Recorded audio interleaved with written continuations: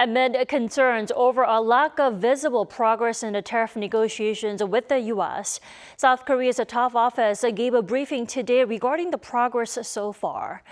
Negotiations are well underway and various options are being considered. Our Kim Do-yeon has our top story. The presidential office says negotiations with the U.S. to reduce the announced tariffs are underway, aiming for a mutually beneficial deal with national interest as the principal. On Friday, Presidential Chief of Policy Kim Yong-beom and National Security Advisor Sung-lac gave a briefing following a high-level strategy meeting at the top office with Deputy Prime Minister for Finance Koo Yun-cheol and senior presidential officials.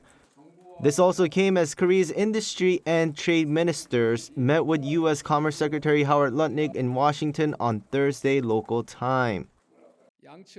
The two sides reaffirmed the importance of cooperation in strategic manufacturing sectors, including shipbuilding and semiconductors. We agreed to further detail that cooperation and reaffirmed our commitment to achieving a mutually beneficial deal before the August 1st deadline. Negotiations are being pursued as a comprehensive package spanning tariffs, investment, security, and government procurement, especially focusing on bilateral cooperation on chips, shipbuilding, and manufacturing industries.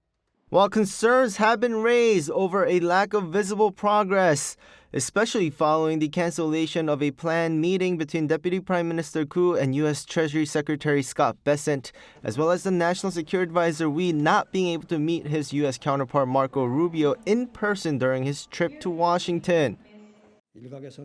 There's been some talk of a breakdown in negotiations, but as you can see, discussions are ongoing across all fronts. Officials noted that Korea's negotiating team is stationed in Washington and maintaining close contact with U.S. officials, including Trade Representative Jamieson Greer and Secretary Lutnick. Another round of meetings is scheduled for Friday, Washington time. Meanwhile, the Korean side is closely studying the recent U.S.-Japan deal, reportedly tied to a $550 billion investment commitment to better position itself in the ongoing negotiations.